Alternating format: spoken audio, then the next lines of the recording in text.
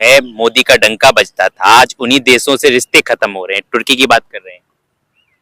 नहीं, रिश्ते खत्म भारत की तरफ से नहीं हो रहा है। भारत तो वसुधैव कुटुंबकम की फिलॉसफी में बिलीव करता है और सदा बिलीव करता रहेगा।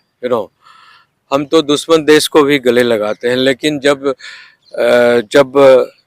नाक से ऊपर कोई बात हो जाती है, तो हम जहाँ रामायण की हमारी छवि है वहाँ महाभारत भी हम खेलते हैं, समझे। तो वहाँ जो है हमने बहुत कोशिश किया।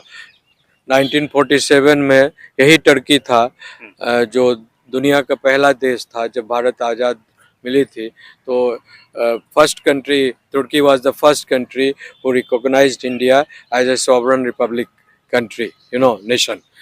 उसके बाद से लगातार जो है दोनों देश में मित्रता चलती रही। उसके बावजूद भी टर्की पहले भी धोखा दे चुका है कई मुद्दों पर।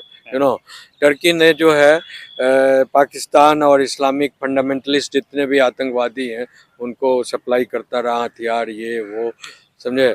और जो यूएन में जो है पाकिस्तान के पक्ष में बोलता रहा। प्लस जब कश्मीर से 370 आर्टिकल 370 को हटाया गया, रिवॉक किया गया, तो उस समय भी जो है पाकिस्तान के फेवर में जो है और कश्मीर के फेवर में जो है उन्होंने यूनाइटेड नेशन में आवाज़ उठाया था।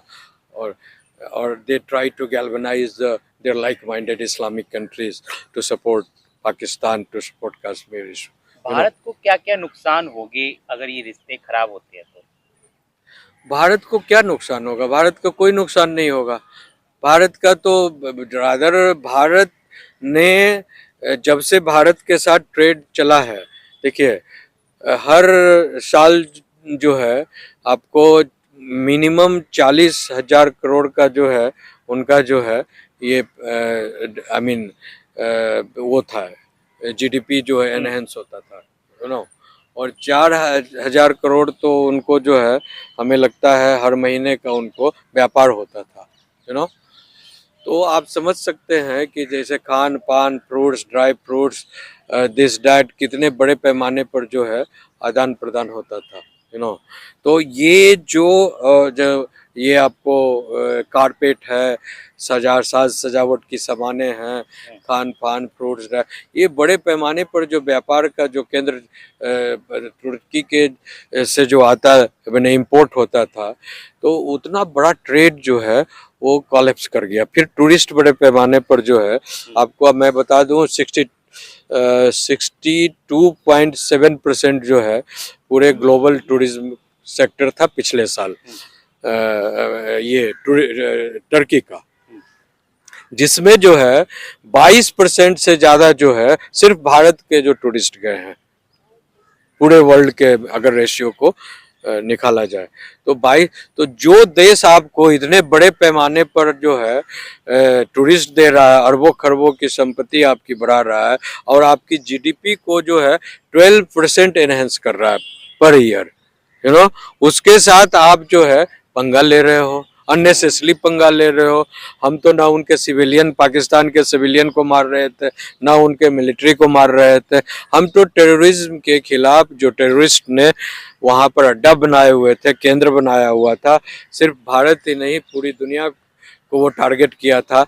पाकिस्तान के, अमेरिका में भी जो आपको वर्ल्ड ट्रेड टावर को जो हवाई जहाज से नुकसान पहुंचाकर हजारों लोगों को मारा गया, तो वो भी तो पाकिस्तान में ही शरण लिया हुआ था। ओबामा बिन लादेन, क्या नाम था, बिन लादेन, वो भी तो पाया गया पाकिस्तान में ही पाया गया, घर जमाया हुआ था, तो ये तो पाकिस्तान जो है टेररिस्ट, पूरी दुनिया की टेररिस्ट का हेवन पाकिस्तान है, और ऐसे देश जो पूरी दुनिया में टेररिस्ट पालता हो, और तो उसके खिलाफ अगर कोई जंग टेररिज्म को खत्म करने के लिए भारत ने स्टार्ट किया, तो उसको साफ भारत का साथ देना चाहिए। जैसे अन्य जो मुस्लिम देश है, इस्लामिक देश है, उन्होंने दिया, अरबियक कंट्री ने दिया और उनको, लेकिन तुर्की ने जो है 350 से ज्यादा जो है उसने ड्रोन भेजे, जो भारत में गिराने के लिए।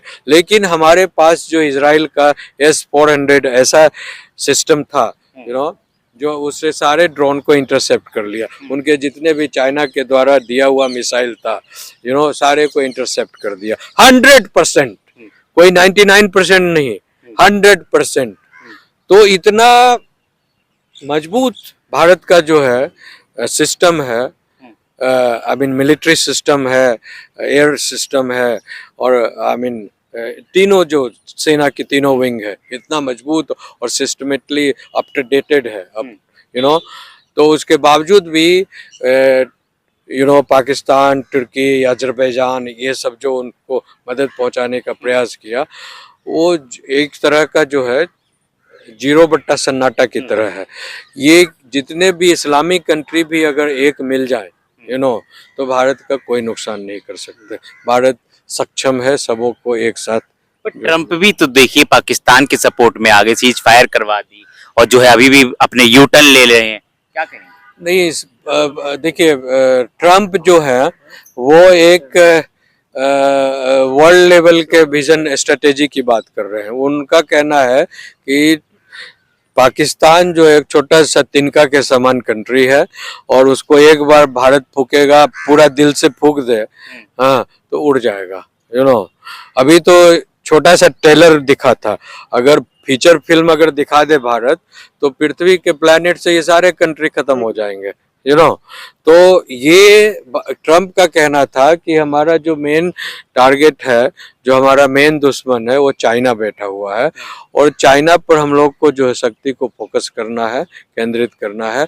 इसीलिए जो है जितना अगर ये आतंकवाद के खिलाफ जितने आतंकियों को मारना था उसको चेतावनी मिल गई है, अब नहीं होगा। अगर फिर से वो कोई कहता है, ये युद्ध रुका नहीं है, उन्होंने कहा कि ठीक है, अगर फिर से वो कहता है तो आप उसको जवाब दीजिए, जवाब देने में रोक नहीं है।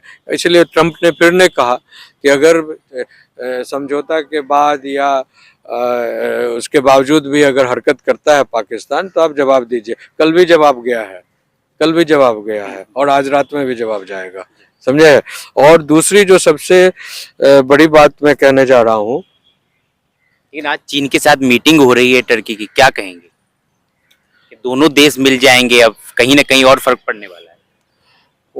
वो तो देखिए ट्रम्प ने सही तो कहा, ट्रम्प ने सही कहा कि मेन दुश्मन तो चाइना बैठा हुआ है, समझे।